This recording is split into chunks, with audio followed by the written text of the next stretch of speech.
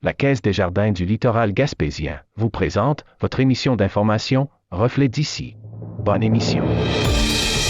Bienvenue dans votre Reflet d'ici. Cette semaine, votre émission des nouvelles locales et régionales est rendue possible grâce à la collaboration de nos différents journalistes, techniciens et bénévoles. Merci à eux. Voici les principaux titres pour cette semaine. Forte mobilisation contre la disparition d'un comté en Gaspésie. Et que vous donniez un sens réel à votre pouvoir discrétionnaire. Vous l'avez déjà utilisé, vous l'utilisez encore, mais il faut continuer, même si vous considérez que l'élastique commence à être étiré. La MRC du Rocher-Percé déplore les dépotoirs sauvages. Donc, que ce soit au niveau des gros rebuts, que ce soit au niveau du compostage, du recyclage, du tri à la maison, il faut poursuivre de faire l'ensemble des efforts, oui, au niveau environnemental, mais aussi au niveau économique. Équité salariale, les femmes prennent la tête dans le secteur philanthropique malgré des défis persistants. La philanthropie, c'est un grand univers. Hein? Les gens donnent, les gens soutiennent des causes, soutiennent des gens de différentes façons. Lutte à la pauvreté, l'heure est à la mobilisation. Les organismes en sécurité alimentaire du territoire, moi, c'est ce qui me nomme aussi, c'est, oui, Louise, le portrait de la pauvreté, il change. C'est de plus en plus large. Congrès 2023, bilan et défis des télévisions communautaires du Québec. On voulait développer avec l'agence La Cogencie une stratégie numérique qui serait applicable dans tous les médias, donc les télévisions, les radios et les journaux communautaires. Revue de presse. Bonne émission.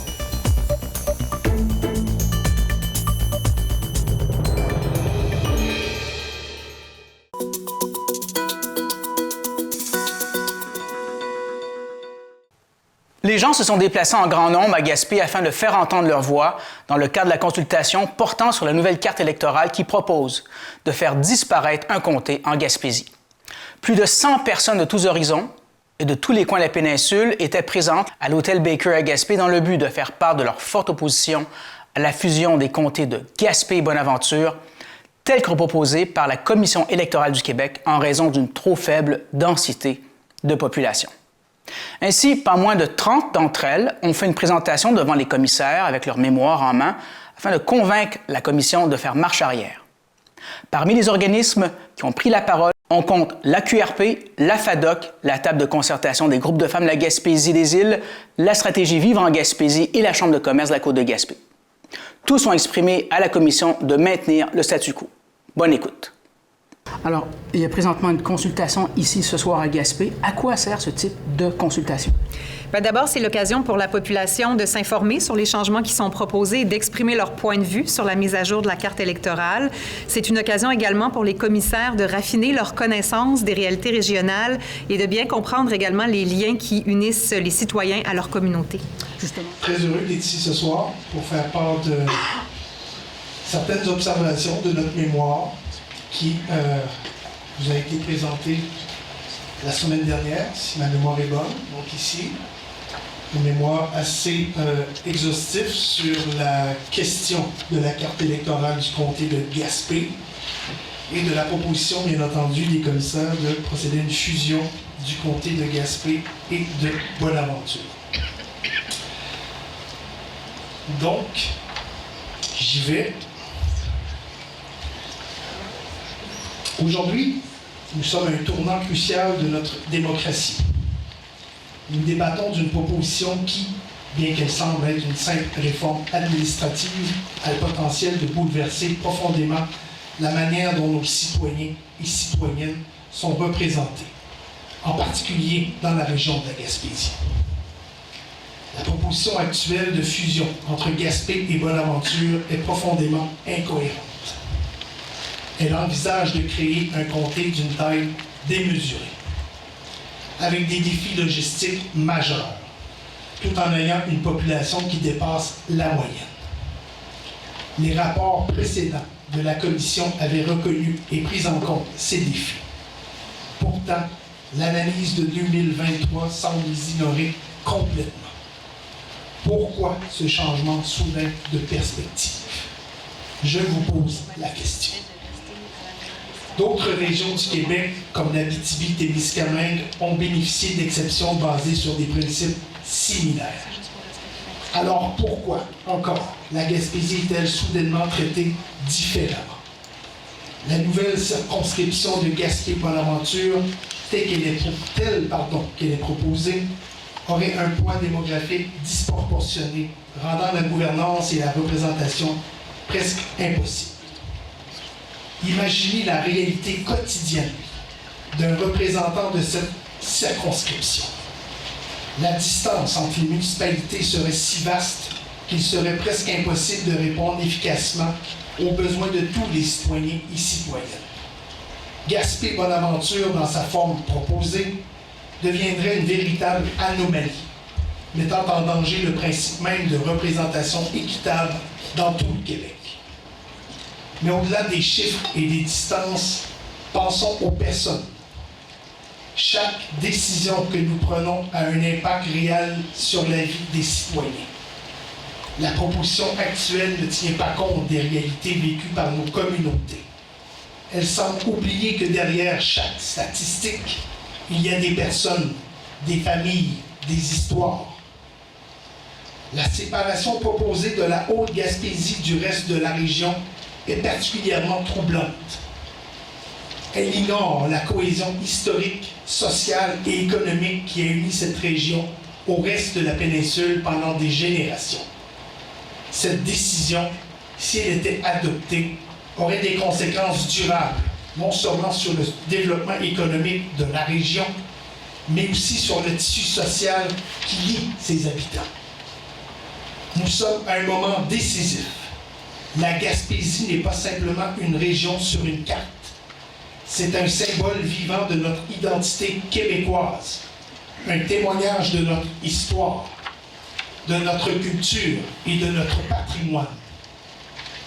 En affaiblissant sa représentation, nous risquons de perdre sa voix unique, sa perspective précieuse et son riche apport à notre société. Mais il y a de l'espoir.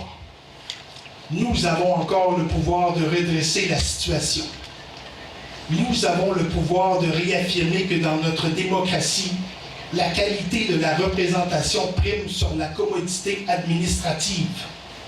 Nous avons le pouvoir de dire que chaque région, chaque communauté, grande ou petite, mérite d'être entendue, comprise et représentée de manière équitable. Je vous demande donc, avec insistance, de reconsidérer cette proposition, d'examiner chaque argument, chaque chiffre, avec le soin et l'attention qu'il mérite. Nous ne parlons pas ici de simples lignes sur une carte, mais de l'avenir de nos communautés, de notre représentation politique et, en fin de compte, de la santé de notre démocratie. Nous avons la responsabilité de protéger et de préserver l'essence même de ce qui fait de notre province un lieu si spécial. En conclusion, je vous exhorte, mesdames et messieurs les commissaires, à prendre cette décision avec la gravité qu'elle mérite. Nous avons devant nous une opportunité unique de montrer à nos citoyens que leur voix compte, que leur identité est précieuse et que leur représentation est sacrée. Merci, bonsoir. Citoyen de Gaspé et membre également du regroupement citoyen Solidarité Gaspésie. Bonsoir Madame et Messieurs les commissaires. Alors rapidement, Solidarité Gaspésie est un regroupement citoyen qui depuis 2018, donc depuis tout près de 5 ans, se mobilise sur plusieurs enjeux de développement économique, sociaux, politiques, environnementaux de la région. Alors, notre mémoire, on en a remis donc des copies au secrétariat de la Commission, a pour titre, au-delà de la rhétorique réglementaire actuelle, le maintien des circonscriptions de Gaspé et de Bonaventure s'impose. Pour nous, c'est une nécessité. D'ailleurs, je reprends les propos des personnes qui m'ont précédé. Rapidement, il y aura 2 éléments. Comment assurer une meilleure représentation effective des électeurs et des électrices? Et en second lieu, je reviendrai sur quelques considérations concernant la nécessaire révision de la loi électorale. Alors, pour une représentation effective des électeurs et électrices, alors on sait que la loi québécoise, la loi électorale québécoise, oui, précise que les délimitations des circonscriptions électorales se fonde sur des critères démographiques, géographiques et sociologiques.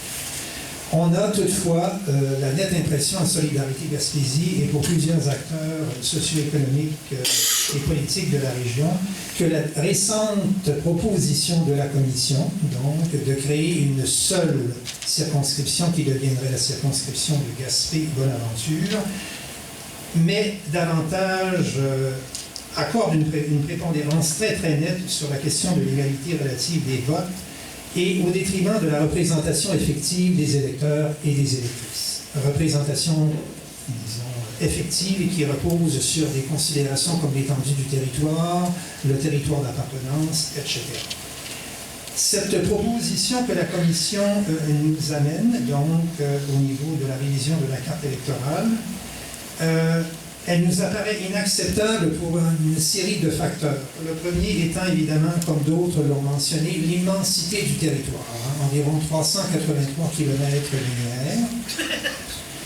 Alors déjà, dans la salle, on sent que ça n'a pas beaucoup de sens, cette chose-là. Et un des éléments qui nous apparaît excessivement important, c'est celui de la réduction de l'accès réel, effectif des citoyens et des citoyennes à leurs députés. Vous savez, la démocratie réelle, ce n'est pas simplement la question de voter le jour des élections. C'est aussi de pouvoir assurer la vitalité d'un tissu démocratique entre les élections. Et ça, c'est la capacité que les députés peuvent avoir, de rencontrer leurs citoyens et citoyennes, de tenir compte de leurs doléances, de faire des représentations auprès des services publics, etc. Et la même chose, la capacité de ces citoyens et citoyennes de s'adresser à leurs députés et de pouvoir que les députés puissent tenir compte de leurs préoccupations. Alors ça, dans un territoire comme celui que vous nous proposez, ça n'a aucun sens. Cette représentation effective, elle serait réduite à une peau de chagrin, et là, on aurait un déficit démocratique qui est déjà là, actuellement, et qui serait accentué. L'autre élément aussi qui m'apparaît important, c'est que la région, comme celle de la Gaspésie, comporte une complexité, je dirais, socio-économique qui est assez importante. On y retrouve une multiplicité d'institutions, de santé, d'éducation. Nos députés doivent tenir compte d'une série d'enjeux très complexes de développement qui concernent la gestion des ressources naturelles, que ce soit l'éolien, le bois, les mines, etc. On a aussi une multitude de dossiers très diversifiés sur le plan économique. Alors là, il y a une complexité dont vous ne tenez pas compte, en fait, et qui doit être prise dans la représentation effective. N'oubliez pas non plus qu'il y a plusieurs communautés autochtones. Il y a 3 communautés autochtones sur ce territoire. Alors, ça aussi, c'est complexe. Et on fait face aussi à des changements climatiques particuliers, l'érosion des berges. Alors, tout ça vient complexifier le travail des députés. Alors, dans la circonscription que vous proposez, vous pouvez vous imaginer qu'est-ce que ça signifie au quotidien. Quelques considérations maintenant sur la deuxième partie. Il nous apparaît essentiel, comme le disait M. Lelièvre aussi, de faire un travail de révision de la loi électorale québécoise pour éviter d'avoir à jouer dans ce mauvais film dans lequel on joue depuis des années et on est profondément écœuré de ça. Alors, ça c'est la partie ici.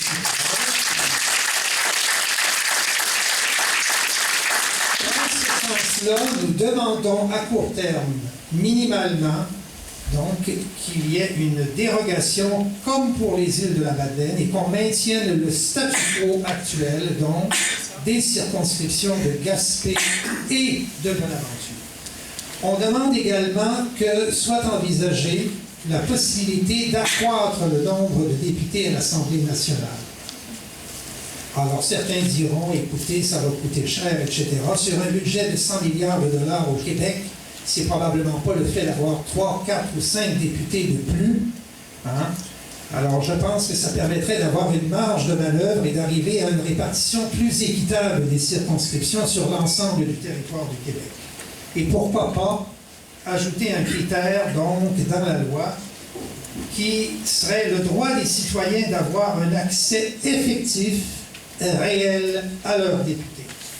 En conclusion, pour réhabiliter la démocratie, nous devrions aller au-delà des stricts modèles mathématiques, mettant de côté l'aspect fondamentalement humain de la relation entre les citoyens et citoyennes et leurs députés. Nous demandons donc, à nouveau, avec insistance, que soient maintenues les circonscriptions de Gaspé et de Bonaventure. Merci.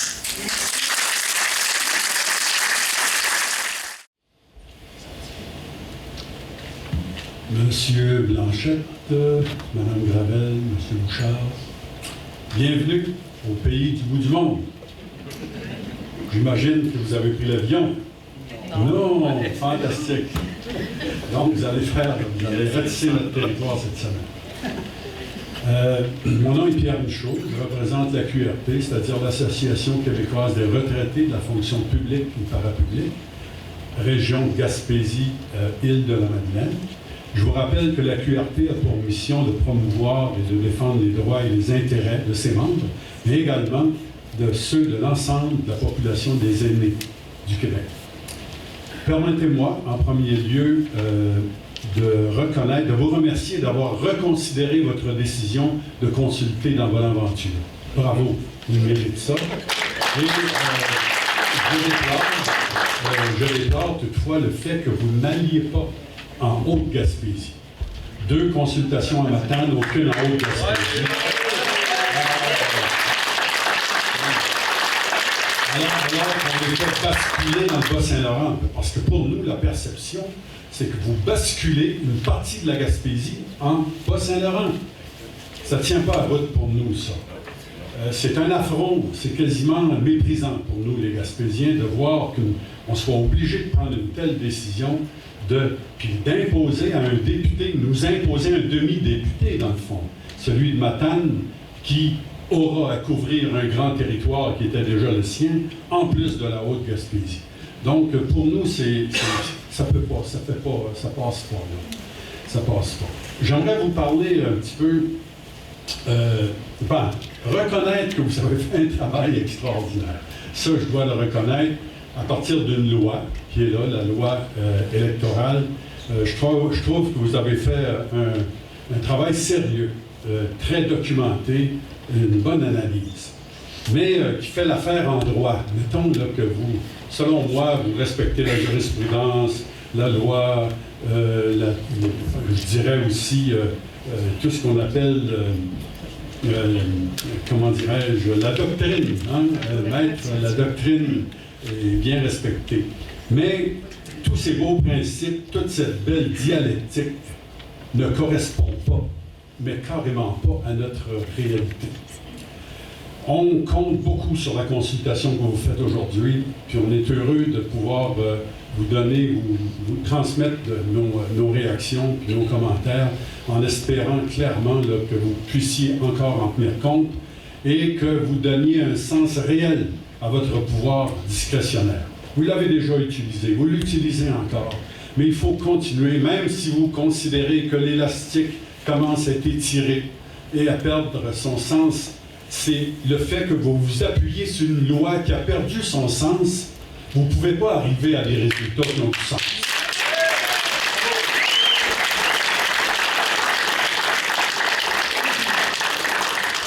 Messieurs et madame les commissaires, vous le savez, vous avez déjà dénoncé les limites de cette loi-là. Vous l'avez fait par le passé. Vous avez fait des travaux extraordinaires sur la représentation, c'est-à-dire sur une approche différente qui est restée sur les tablettes. Mais ça ne vient pas justifier et expliquer ce qui se passe aujourd'hui. Ça ne se peut pas. Moi, je pense que vous n'avez pas le choix de signifier encore une fois aux parlementaires qu'on ne peut pas continuer comme ça. Puis déjà, vous avez des gens qui vous l'ont exprimé. On va-tu revenir ici dans 5-6 ans? Ben moi, je suis peut-être trop vieux pour le faire, là. Mais dans 6 ans, là, on va-tu encore se retrouver ensemble pour dénoncer une loi qui n'a pas d'allure, puis qui ne correspond pas à nos attentes, puis qui ne respecte pas nos valeurs, notre culture, notre territoire, notre histoire aussi, surtout. J'aimerais vous parler un petit peu des personnes âgées. Vous savez, la Gaspésie est la région la plus vieillissante du Québec et c'est un phénomène qui se poursuivra jusqu'en 2036. Les personnes âgées sont probablement celles qui comptent le plus sur l'appui de leurs députés lorsqu'elles rencontrent des difficultés dans leurs relations avec les administrations publiques, d'où le rôle important de représentant, de médiateur, d'ombudsman du député. On y compte beaucoup. Les distances que vous nous imposez ajoutent considérablement au problème, surtout que souvent ce sont les personnes les plus vulnérables qui réfèrent le plus souvent à leurs députés. Je ne sais pas si vous avez fait le voyage, oui, vous me dites oui. Sûrement pas en autobus, surtout pas en train non plus, parce qu'un jour, ça serait peut-être possible. Et vous savez, quand on parle de la valeur du vote qu'on devrait compenser par des facteurs de difficulté à entrer en communication avec nos représentants de l'Assemblée nationale et par les difficultés que ce dernier a à faire l'inverse, c'est-à-dire entrer en communication aussi avec ses électeurs. Pour nous, vous savez, c'est bien beau un vote paritaire et égal le jour de l'élection, mais il ne faudrait pas qu'il crée le chaos le lendemain de l'élection. C'est un peu ce qui arrive quand on pense à la hausse de la. Donc, la valeur du vote, pour moi, si ça dure un jour, là, on devrait considérer d'autres choses. Votre organisation a déjà dénoncé les limites de cette loi, je vous l'ai dit tantôt, puis je pense que vous devez aller plus loin, avoir le courage. Cette fois-ci, vous n'avez pas le choix d'aller plus loin et d'ajouter un comté, c'est-à-dire 2 comtés, à la liste des 6, y compris les îles de la Madeleine, qui ont déjà un caractère d'exception. J'aimerais, pour terminer, vous rappeler peut-être un énoncé que vous avez déjà, que la Commission a déjà utilisé pour justifier le maintien de Gaspé de Bonaventure. Je vous le lis, et je cite, « La Commission juge que la géographie particulière de la péninsule gaspésienne, elle n'a pas changé. La faible densité de la population, ça n'a pas changé. La répartition linéaire de celle-ci le long de la côte, il n'y a rien de changé. Notamment pour les circonscriptions de Bonaventure, de Gaspé, de Matane, de même que les distances à parcourir sont autant de facteurs qui compromettent la représentation effective de la population gaspésienne. En effet, les longues distances à parcourir, la situation relative aux infrastructures de transport rendent difficile, d'une part, l'accès des électeurs à leurs députés et d'autre part, l'accès du député aux citoyens. En outre, il apparaît qu'en raison du manque de ressources diversifiées, du nombre restreint de points de service publics et des difficultés liées à la situation économique, les électeurs, organismes municipaux, économiques, communautaires et autres font davantage appel à leurs élus, réduisant ainsi la possibilité pour ceux-ci d'assumer adéquatement leur double rôle de législateur et d'ombudsman. Le maintien des circonscriptions de Bonaventure, de Gaspé, à l'époque de Matane et de Matapédia, assure donc une juste représentation des électeurs de chacune des circonscriptions de la Gaspésie. Monsieur le Président, certaines choses ont changé, vous savez, pour nous, c'est à peu près la même situation. Monsieur le Président, Madame, Monsieur, notre association vous demande d'utiliser votre pouvoir discrétionnaire comme la loi vous le permet pour maintenir le statut d'exception des comtés de Bonaventure et de Gaspé, donc le statu quo, à défaut de recommander au gouvernement de modifier la loi électorale pour que les comtés de Gaspé et de Bonaventure puissent se faire reconnaître un statut d'exception dans la loi, à l'instar de la circonscription des îles de la Madeleine, pour que ce soit effectif aux prochaines élections en 2026. Merci beaucoup de votre attention. Ce que propose la Commission actuellement apporterait la création d'une immense circonscription. Pour la circonscription de Gaspé et de Bonaventure, c'est 34 municipalités, 4 MRC, plusieurs centaines de kilomètres qui séparent les 2 extrémités. On parle de la même distance qu'entre Québec et Ottawa, et ce, sans autoroute. Je vous rappelle qu'il y a plusieurs zones de 50, de 60, de 80, donc c'est une distance quand même assez immense. On parle également de 3 communautés des Premières Nations, et on parle aussi de 3 centres de services scolaires. À ça s'ajoutent également les organismes communautaires et les citoyens et citoyennes. Donc pour une seule et même personne, la tâche serait très colossale. Les 5 MRC du territoire présentent des enjeux qui leur sont propres. Il y a une certaine homogénéité au sein de notre territoire. Donc, on parle vraiment de notre profil démographique au sein de nos MRC. Il y a toutefois des situations qui sont différentes. et des enjeux qui le sont tout autant. À titre d'exemple, la récente crise de la crevette est surtout présente au nord de la péninsule et affectera considérablement la communauté autour de l'épicentre de la crise. Les problèmes d'obstétrique qui sont également plus aigus. Le sud de la Gaspésie dispose d'un secteur agricole qui est plus développé, quoique présentant divers enjeux au niveau de la rentabilité. Il est donc faux de prétendre qu'il existe une Gaspésie homogène. Il existe des Gaspésies avec des réalités et des enjeux qui leur sont propres. Donc, il est essentiel et primordial de respecter nos communautés naturelles.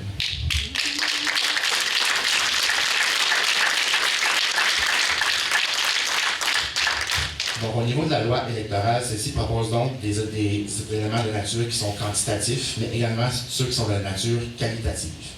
Selon la lecture que nous en faisons, ces critères qualitatifs permettent à la population québécoise de compter sur des circonscriptions dont l'homogénéité du territoire et des institutions qui la composent favorisent sa concertation et son développement. À cet égard, l'ajout en 2011 du territoire de la Haute-Gaspésie à la circonscription de Gaspé était une action qui était campée en ce sens. Les facteurs qualitatifs permettent, en plus de la proximité avec les institutions, une proximité avec le territoire et surtout avec les citoyens qui y habitent. S'il est adopté tel que présenté, la carte électorale proposerait à la Gaspésie des circonscriptions qui sont gigantesques. Ce découpage fait en sorte que la représentation effective du député deviendrait inadéquate étant donné l'étalement du territoire et l'hétérogénéité des communautés qui les composent. L'aide des députés est fondamentale dans le cheminement d'une multitude de dossiers. Plusieurs d'entre eux devront stagner et la région aura à peine à faire valoir ses besoins en pareille situation. La carte électorale proposée ne respecte donc pas l'esprit de la loi électorale ni le jugement de la Cour suprême. Là, je parle de l'arrêt Carter en 91, selon la lecture que nous en faisons. La proposition présentée par la Commission a été faite selon des considérations qui sont purement quantitatives et ne respectent ni les communautés d'intérêt, ni les limites administratives qui sont déjà tracées. Donc, quelques conséquences pour notre région face à la carte qui est proposée. Donc, la région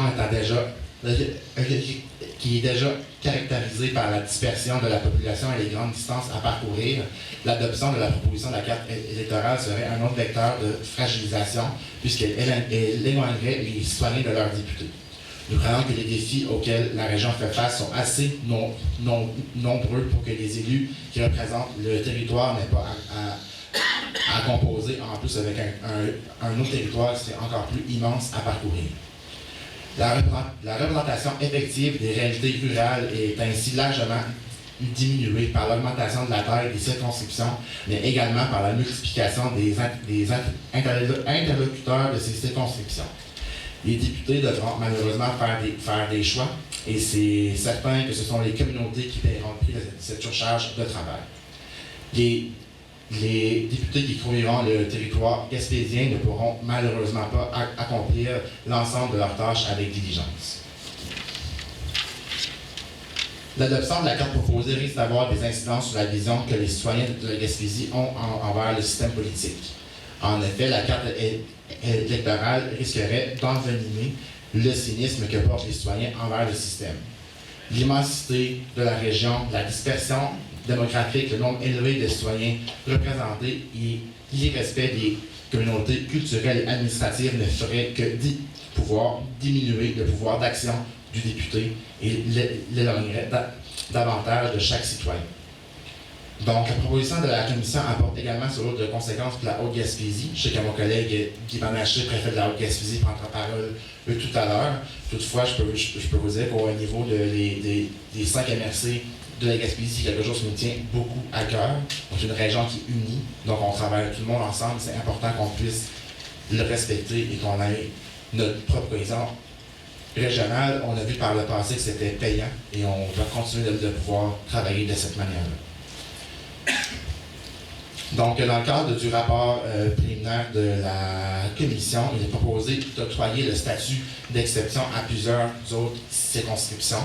Donc, pour plusieurs raisons, on parle de grandes distances à pouvoir parcourir, on parle de la dispersion de la population de façon linéaire aux abords d'un cours d'eau, on parle du non-respect des communautés naturelle. Donc, je crois que les raisons qui ont été évoquées pour l'Abitibi-Est, l'Abitibi-Ouest, Duplessis, Rennes-Lévesque et Ungava peuvent toutes trouver racine ici, en Gaspésie, et je crois que nous méritons le même statut.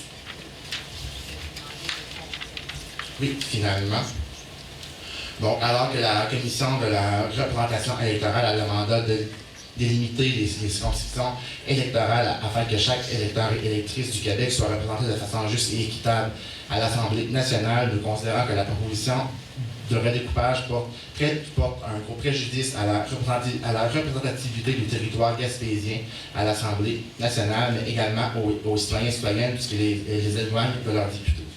Le regroupement des MRC de la Gaspésie rejette la proposition et propose que la Commission renouvelle plutôt des statuts d'exception pour les circonscriptions de Gaspé et de Bonaventure. Nous sommes conscients des pouvoirs limités de notre Commission. Toutefois, cette dernière doit appliquer la loi électorale. L'article 17 de la loi justifie l'ensemble des arguments présentés ce soir et davantage détaillés dans notre mémoire.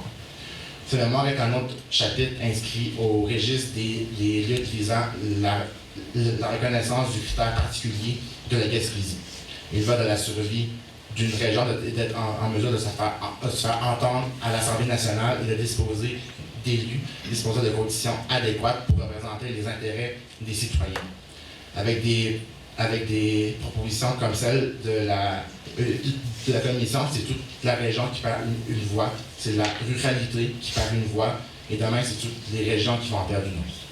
Donc, j'espère que notre message sera entendu et que les valeurs démocratiques des citoyens et citoyennes de la Gaspésie soient respectées.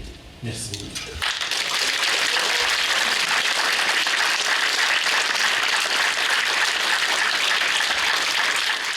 Aujourd'hui, un journaliste de Radio-Canada qui m'a interviewé pour une entrevue par rapport à la commission, puis à l'audience publique de ce soir, j'ai dit que je sentais qu'on avait le couteau entre les dents.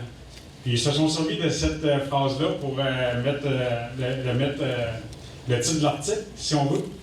Puis je m'aperçois que ce soir, on a vraiment le couteau entre les dents. Je veux féliciter tous les prédécesseurs, toutes les personnes qui ont passé avant moi pour leur exposer. C'est vraiment, le monde sont prêts, puis bien préparés. Puis ça vous démontre l'importance qu'on accorde à cet enjeu-là dans notre région. Vous voyez bien qu'on n'est vraiment pas d'accord avec la proposition qui a été élaborée. Moi, je suis Guy Bernatchez, je suis préfet de la MRC de la Haute-Gaspésie. Puis, comme M. Michaud l'a dit tout à l'heure, c'est un peu dommage que vous ne venez pas nous rencontrer, mais ça me fait plaisir d'être là ce soir pour venir vous voir.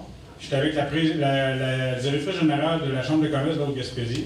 Donc, moi, je demeure à Mont-Louis, c'est plus d'une heure et demie de route. Puis, la présidente de la Chambre de commerce, c'est à Saint-Anne-des-Monts, donc 2h15. Donc, ça démontre la grandeur déjà du territoire existant.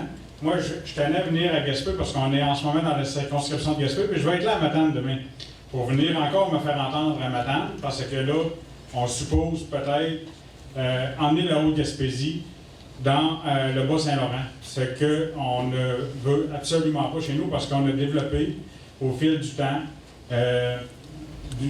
des ententes avec nos citoyens, puis avec les acteurs de la région, les élus, les préfets, les maires, les députés.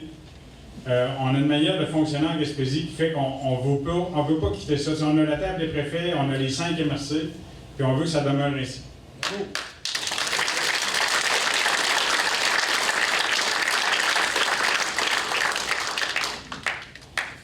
Je vais faire la lecture, pas au complet, mais une résolution qu'on a passée à la MRC de Haute-Gaspésie. Mon collègue préfet, Samuel Parisé, tantôt, vous a fait part de notre mémoire au niveau du regroupement des MRC. Moi, ce soir, j'étais plus là pour représenter la Haute-Gaspésie.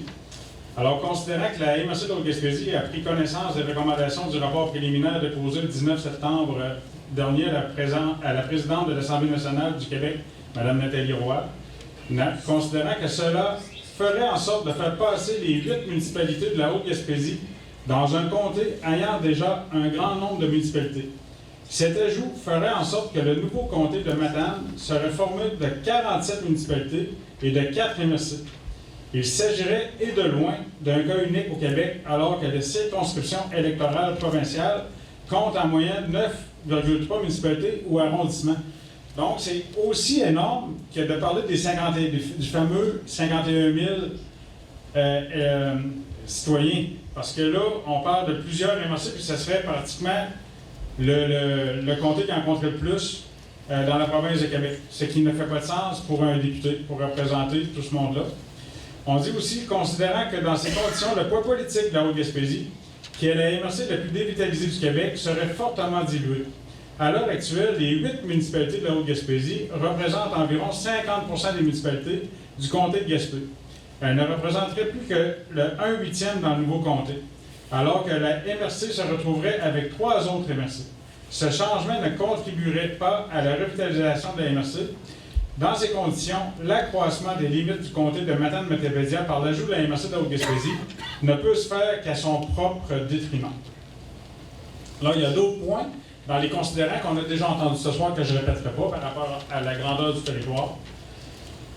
De grâce, ne nous faites pas vivre ce jour de la marmotte une nouvelle fois dans 2 élections. Gardons le statu quo.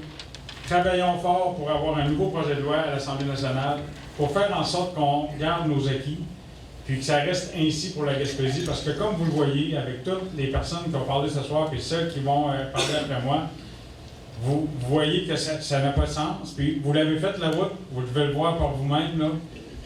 La grandeur du territoire, vous allez le voir, donc pour un député, puis en plus, l'Assemblée nationale n'est pas à Rimouski, là, elle est à Québec.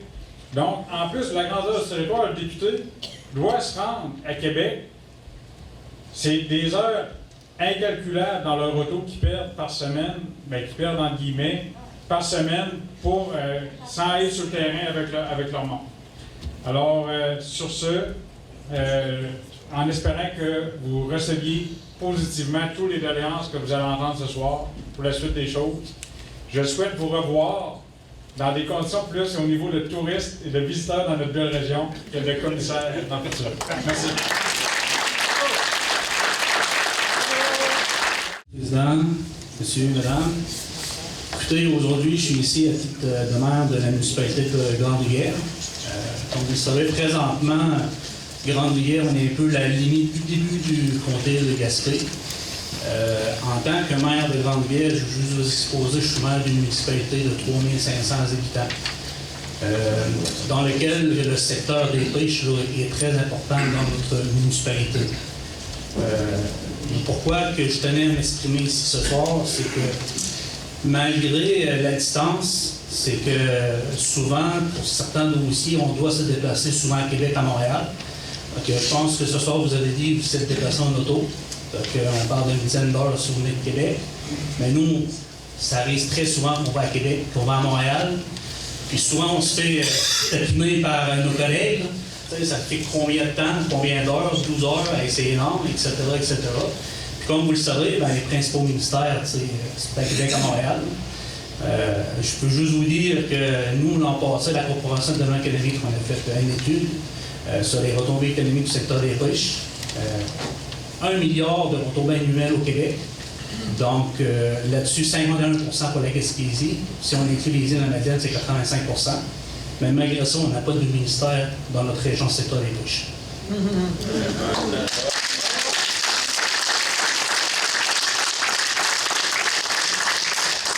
Tantôt, vous avez nommé la notion d'équité. C'est sûr qu'on prend le chiffre de 51 000 de population. Écoutez, moi, ce que je trouve dommage, c'est que tantôt, on parlait peut-être de 27 députés dans les milieux urbains comme Montréal.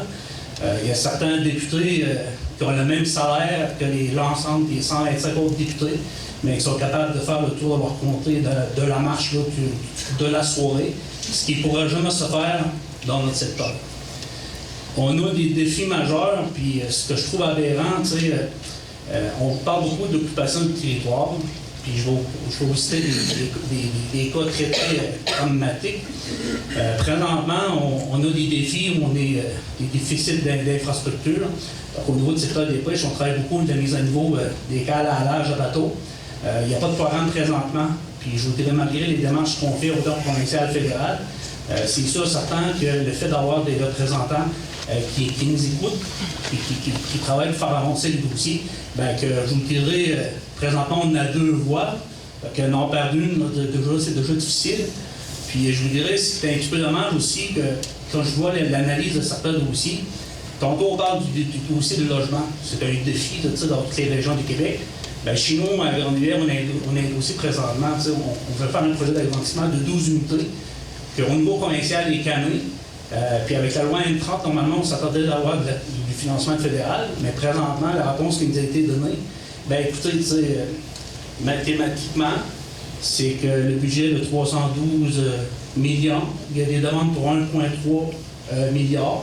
Donc, dans un contexte d'équité, bien, en Gaspésie, on peut juste faire 5 unités. Donc, votre dossier, on ne peut pas tenir compte. Donc, quand on prend juste des données via, mettons, le nombre de population, bien, je trouve dommage qu'on met de côté des dossiers porteurs. Puis, je vous ferai part que tout dernièrement, en Gaspésie, on a fait un programme qui s'appelait le Fonds d'initiative régionale, qui est en place au 31 mars, que je pense qu'il a apporté d'excellentes retombées, qui était spécifiquement pour la Gaspésie. Puis je pense qu'au Québec, ils ont tellement trouvé que ce programme-là était porteur, ben, qu'on l'a dissous pour la Gaspésie, puis on l'a offert à d'autres régions, à d'autres MRC qui dévitaliseraient, qui font en sorte qu'on a perdu ce statut spécial-là. D'un autre côté, au niveau pouvoir, c'est que tout dernièrement, on a parlé aussi des sièges sociaux. On avait un bureau, là, sièges sociaux à Chandler, au niveau du MI, qui est là maintenant. Ce bureau se retrouve dans le Bas-Saint-Laurent. Puis tantôt, c'était un petit peu comique parce que vous avez parlé de la région du Bas-Saint-Laurent, Gaspésie. Mais effectivement, on avait un bureau régional dans notre MRC qui maintenant se retrouve dans le Bas-Saint-Laurent, mais qui couvre à partir de Lévis jusqu'à l'est du Québec. Donc, de notre côté à nous, au niveau administratif, donc, si vous faites en sorte que vous agrandissez le territoire, puis quand on parle du territoire, on parle beaucoup, moi j'ai une municipalité de 3500 habitants, je vous dirais que la structure que j'ai en place, c'est déjà difficile, donc je me mets dans la peau des petites municipalités, des fois que c'est de moindre envergure, donc ils ont moins de ressources pour travailler sur beaucoup de dossiers, parce que présentement, le gouvernement nous donne de plus en plus de responsabilités. Puis on dirait qu'on est vraiment dans un contexte de faire beaucoup d'être toujours audité. Donc, en ce qui me concerne, moi je pense qu'on devrait demander, en tout cas moi je demande le statu quo pour s'assurer de maintenir une certaine représentativité. Puis quand on parle d'équité, ben moi je pense que le travail du député de Comté de Gaspé et de Bonaventure, présentement, le défi qu'ils ont à relever, ben je pense que si on veut être équitable, bien, selon moi, je pense que les députés de Montréal, qui sont capables de faire le tour de son comté dans une promenade de soirée, bien, ils devraient être réduits de salaire.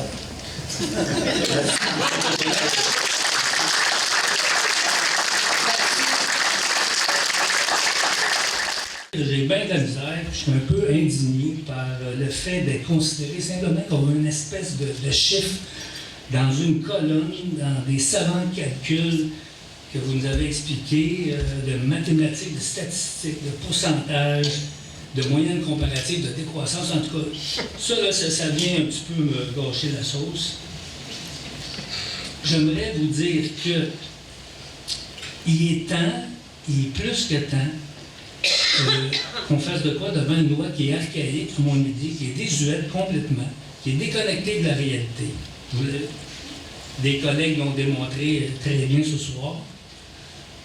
Notamment en ce qui concerne l'immensité du territoire, bien entendu, l'affinité entre les différentes parties du territoire, que j'appelle les sous-régions. Avec ce qui est proposé, c'est comme difficile, même impossible, pour la personne qui sera députée, de couvrir décemment cette circonscription-là. Quelqu'un l'a déjà dit, on n'est pas comme à Montréal, on ne peut pas le faire à vélo de comté. D'ailleurs, je vous signale qu'on n'est pas en hiver non plus encore. Et ça, c'est un autre enjeu. Hein, déjà que c'est pas facile au niveau des transports ici, là. Hein? Alors imaginez l'hiver, bon, et voilà. Peut-être qu'on ne serait pas là ce soir. Puis aussi, ce problème qui est redondant, ce problème de représentativité, mes collègues en ont parlé aussi, ça revient tout le temps, constamment. Moi, j'aimerais ça que l'histoire du pourcentage de la population, nonobstant la superficie du territoire, ça, c'est totalement illogique, là. C'est un non-sens.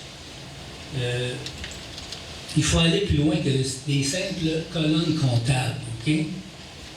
Les gens en ont parlé, ils ont démontré ça aussi. Moi, ce que j'aimerais, ce serait qu'il y ait une refonte en profondeur des règles qui régissent la loi de la carte électorale. Je veux dire qu'on arrête à chaque fois, on va faire une exception. Non, on va se mettre à jour, là, faire une réflexion importante là-dessus. Comment on peut la modifier, cette loi-là, pour ne pas être obligé d'en revenir à tous les 5-6 ans et se battre, puis c'est pas contre vous personnellement, là. Vous comprenez? Donc, parce que si on ne fait pas ça, je veux dire, ce problème qui est redondant, bien, ça représente, à mon humble avis, une menace à notre démocratie électorale. Déjà que les gens ne sont pas très motivés à venir voter. Alors, tu sais, plus on remplit le système, ça va juste être pire. Le gros bon sens, s'il vous plaît, d'appliquer ça ici.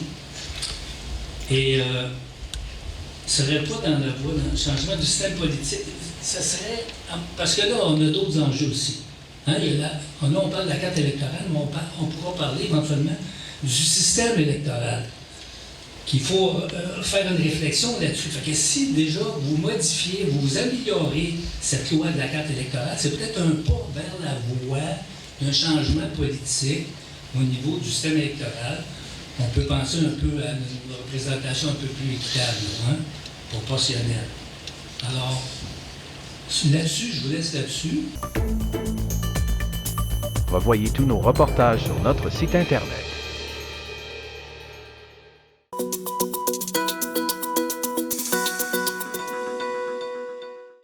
Des dépotoirs sauvages en pleine nature ont été découverts sur le territoire de la ville de Chandler, ce que déplorent les élus de la MRC du Rocher-Percé. TVRP a eu accès à des photos qui ont été apportées par le préfet Samuel Parisé lors de la toute dernière séance publique de la MRC. On y voit des chaises, une cage à animaux, des bouteilles en verre, des bouteilles en plastique, des canettes, des sacs, bref, des détritus en tout genre, éparpillés çà et là, en pleine nature sauvage, et ce, sur le territoire de la ville de Chandler. Ce qui n'est pas sans conséquence sur l'environnement. Visiblement déçu par ces gestes, le préfet Samuel Parisé encourage les citoyens à déposer ces rebuts dans l'un des 3 écocentres de la MRC, soit ceux de Percé, Gascon et Grande-Rivière. Lors de la séance, d'autres sujets ont fait l'objet d'échanges comme le prix de l'essence en Gaspésie, le programme d'accès Entreprise Québec, de même que la nouvelle carte électorale proposée par la Commission électorale du Québec. Bonne écoute. Monsieur le préfet, bonjour. Bonjour. Alors, plusieurs sujets au menu ce soir. Oui. Carte électorale. Il y aura séance donc cette semaine prochaine. Vous serez présent et c'est quoi le message que vous allez lancer? Effectivement, donc c'est suite à la démarche qui a été faite pour pouvoir faire une grande circonscription dans toute la Gaspésie, donc c'est la perte d'une circonscription pour nous. Donc, il va y avoir des consultations publiques le 24 octobre à Gaspé à 19h à l'Hôtel Baker et le 26 octobre également à New Richmond à 14h à la salle de spectacle. Donc, moi, je serai présent. Je vais prendre la parole au nom de la table des préfets de toutes les MRC de la Gaspésie, ainsi que pour la MRC de Rocher-Percé. Donc, on va demander le statu quo. En fait, ce qu'on demande, c'est qu'on garde nos deux circonscriptions telles qu'elles sont. Et j'invite tous les citoyens et citoyennes qui veulent venir se faire entendre. On veut avoir le plus de citoyens possible. Donc, je vous invite à vous inscrire et à vous joindre à nous là, pour dénoncer la situation. On veut sauver un député, c'est une question de démocratie. Oui, effectivement. Donc, c'est une voix de moins qu'on va avoir à Québec. C'est une situation, une personne de moins qui va être là pour pouvoir nous accompagner dans tout ce qui est adaptation des lois, des programmes à notre propre réalité ici. Donc, c'est important qu'on puisse conserver cette deuxième voie-là aussi. Très bien. Deuxième sujet, dépotoirs. J'ai vu les images. Oui. Il y a encore des dépotoirs sauvages, comme on dit. Dans le secteur de Chandler, je crois. J'ai vu les images ce soir. Vous avez lancé un message sur la place publique. Le maire n'est pas content, évidemment, ça se comprend très bien. C'est quoi le message qu'on lance, monsieur le préfet? Le message que je lance, c'est j'encourage les gens à visiter nos 3 écocentres. C'est gratuit, c'est 10 voyages gratuits par adresse. Donc, les écocentres sont à Gascon, à Grande-Rivière, à Percé. Donc, au lieu de mettre les choses dans les véhicules et d'aller faire des dépôts en forêt, on peut faire des dépôts dans des écocentres. C'est bon pour notre environnement. On les paie déjà, donc c'est plus facile de pouvoir traiter tout ce qui est dans nos propres matières résiduelles ici. Là. Justement, il y a 10 voyages gratuits. Il faut faire un effort. Chacun, j'ai l'impression, doit faire sa part en matière d'environnement aussi. Effectivement, chaque petit geste compte. Oui. Donc, que ce soit au niveau des gros rebuts, que ce soit au niveau du compostage, du recyclage, du tri à la maison, il faut poursuivre de faire l'ensemble des efforts, oui, au niveau environnemental, mais aussi au niveau économique, parce qu'on sait que la gestion des matières résiduelles coûte extrêmement cher. Bon, la dernière question dans ce sujet-ci. C'est pas la première fois que ça arrive. On observait ça il y a 10-15 ans, ces dépôts sauvages. On espère que le message va finir par passer, non? Effectivement, il faut que ça passe. Oui. On est en 2023. Je pense plus que c'est dans les traditions ni dans notre intérêt de pouvoir faire ça. Je crois qu'on peut le voir actuellement, que ça peut avoir des impacts quand même assez considérables. Donc, j'encourage toute la population à faire les efforts nécessaires. Prix de l'essence. Oui. Bon, j'ai un collègue qui suit ça de très près, Nelson, qui fait un travail serré de ce côté-là. Effectivement. C'est pas étranger à la sortie des élus. Vous appuyez la ville de Gaspé qui demande, je crois, un regard de la part du gouvernement parce il semblerait qu'il y a de la disparité de prix à l'intérieur même de la Gaspésie? Oui, effectivement. Donc, moi, de notre côté, on appuie la ville de Gaspé. Donc, dans les derniers mois, il y avait même des écarts de coûts, par exemple, de 5 sous avec Saint-Anne-des-Monts, même de 10 sous avec Matane et avec certaines places dans le coin de la baie des Chaleurs aussi. Donc, je crois que c'est pas normal. Il y a quelque chose qui se passe. On doit faire un éclaircissement sur cette situation-là. Donc, oui, on demande à notre gouvernement de pouvoir faire les enquêtes nécessaires pour s'assurer que nos citoyens et citoyennes payent le bon prix pour leur essence. Parce qu'il faut faire le tour de la question. Il semble-t-il que Québec, le bureau de la concurrence, il n'y a pas grand-chose finalement, il n'y a rien à fouiller. En d'autres mots, ils disent « circuler, rien à voir ». Effectivement, donc ça fait plusieurs années qu'on attend certaines nouvelles. Donc, on veut faire un autre poids supplémentaire pour avoir enfin accès à des réponses. À des réponses claires, parce que quand même, une disparité, c'est anormal à ce point-là. C'est ce qu'on croit, du moins.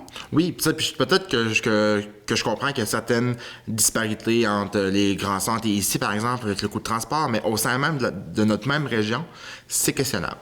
Très bien. Dernier sujet, et je vous quitte avec ça. Il y a un programme, c'est AEQ. Vous demandez des assouplissements. Oui. En gros, là, je sais que c'est très pointu comme sujet. Il n'empêche, quels sont ces assouplissements et ça donnerait quoi concrètement pour nos entreprises? Parfait. En gros, le programme AEQ, c'est le programme Accès Entreprises Québec. C'était mis en place par le ministère de l'Économie, de l'Innovation et de l'Énergie. Donc, c'est un programme qui est là pour embaucher, en fait, certaines ressources dans nos MRC pour faire de l'accompagnement avec nos entrepreneurs. Ceux qui sont établis et ceux qui veulent s'établir. Donc, c'est une enveloppe quand même assez importante. Donc, en 2021-2023, il y avait un 2 millions qui était disponible. Actuellement, malheureusement, seulement 973 000 $ ont été pris par l'ensemble des MRC de la Gaspésie. Donc, on laisse 1 million sur la table. Ce que je trouve quand même assez énorme.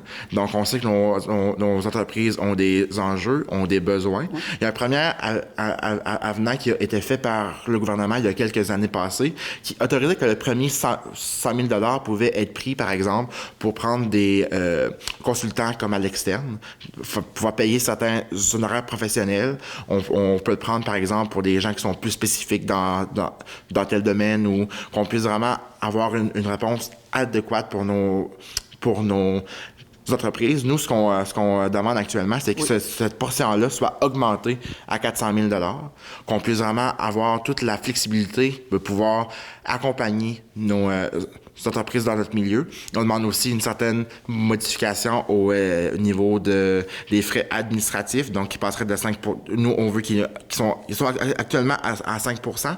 On veut qu'ils augmentent à 10 %. Puis il y a un aspect aussi également au niveau des taxes là, qui ne sont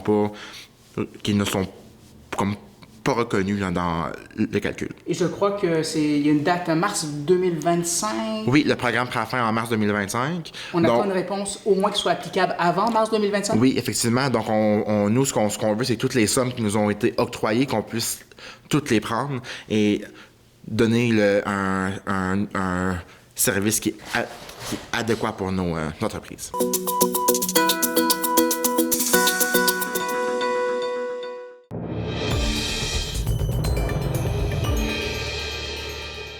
Est-ce que le secteur philanthropique au Québec est en train de renverser les tendances en matière d'équité salariale, alors que les premiers résultats d'une étude récente révèlent que les femmes y gagnent désormais plus que les hommes? Nous rencontrons Daniel H. Lanteigne pour décortiquer ces chiffres et comprendre les enjeux sous-jacents dans le monde de la philanthropie. Alors j'ai deux questions pour mettre la table un peu au début. Est-ce que tu pourrais, pour ceux qui sont peut-être un petit peu moins familiers, définir c'est quoi la philanthropie? C'est une excellente question. La philanthropie, c'est un grand univers, hein. Les gens donnent, les gens soutiennent des causes, soutiennent des gens de différentes façons. Il y en a que ça va être par le temps, hein, donc le bénévolat. Il y en a que ça va être financièrement parce qu'ils ont la capacité de le faire à la hauteur de leurs moyens. Il y en a, ça va être aussi par leur expertise. Donc, on va penser à des conseils d'administration, des campagnes de financement. Donc, la philanthropie, je voudrais, c'est une grande chaîne de bonté à laquelle tout le monde un peu y participe. Il y en a qui donnent, il y en a qui reçoivent, et à différents moments de notre vie, parfois on va peut-être donner, parfois on va peut-être recevoir, et c'est ce grand écosystème-là qui fait en sorte qu'on est je dirais, une communauté puis une société solidaire. Alors nous, ce qui nous rassemble aujourd'hui, c'est parce qu'il y a cette étude que vous avez faite justement, puis ou faites faire, tu me diras par quel chemin vous êtes passé, pourquoi avoir décidé dans le fond de faire une étude justement sur le sujet de l'équité salariale?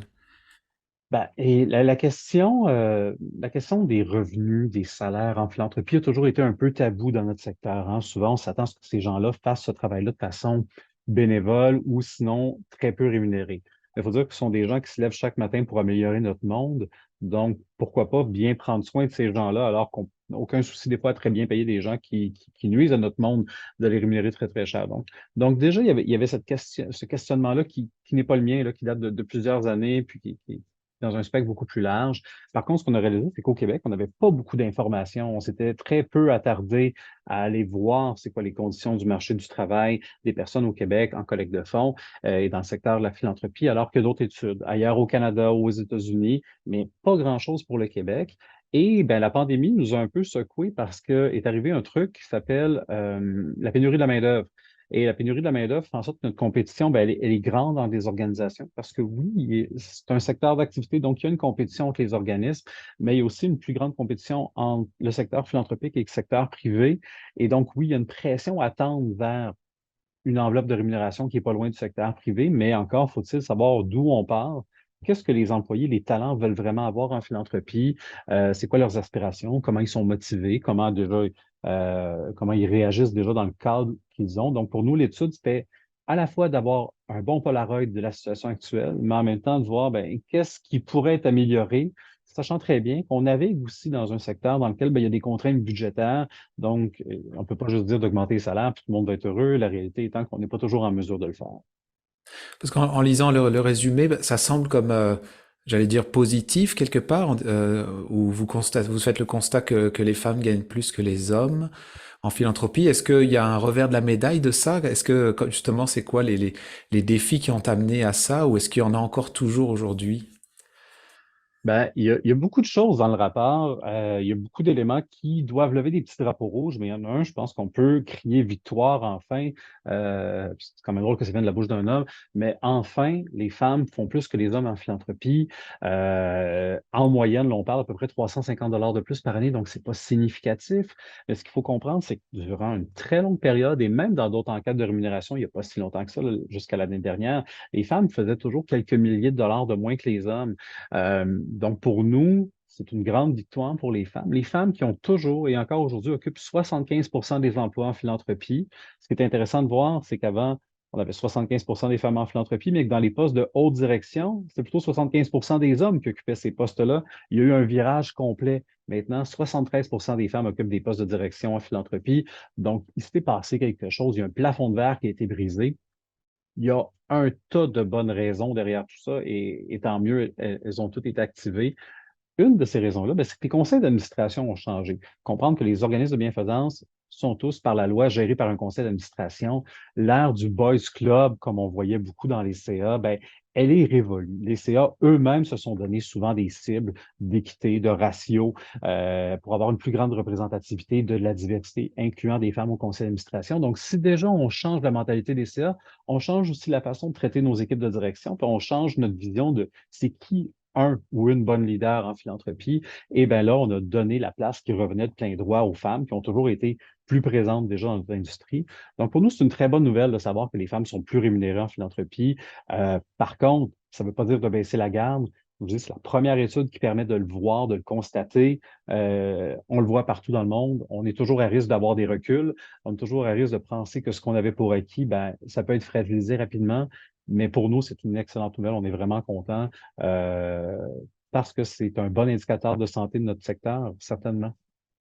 Parce que le secteur, on va dire justement, qui nous écoute, la péninsule gaspésienne, justement, est-ce que cette étude, vous l'avez faite un peu étalée sur le territoire? C'était quoi votre cible en faisant cette étude?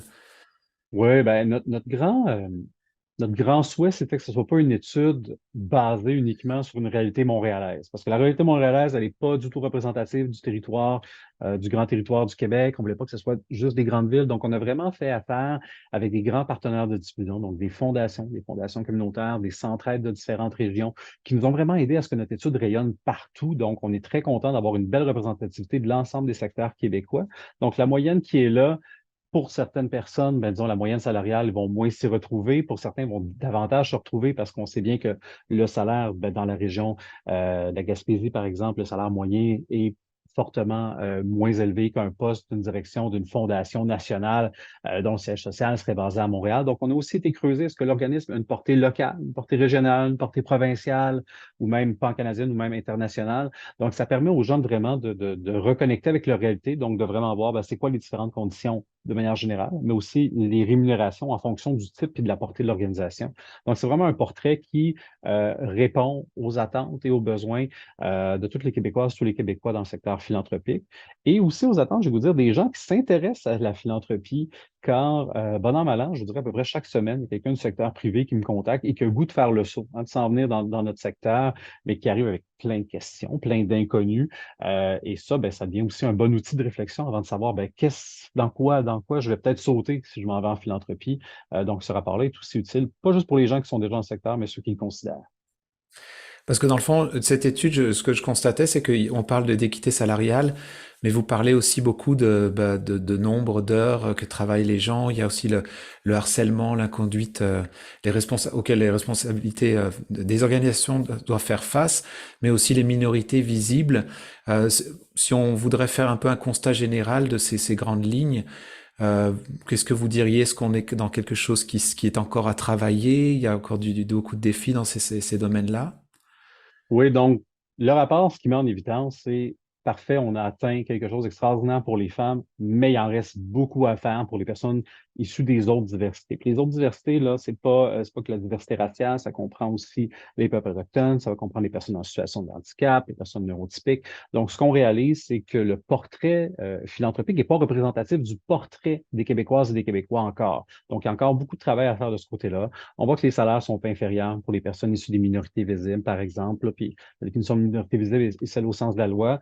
Les gens travaillent beaucoup. Ils ont beau avoir un contrat de 35 heures, ils en travaillent en moyenne un peu plus de 40 heures par semaine.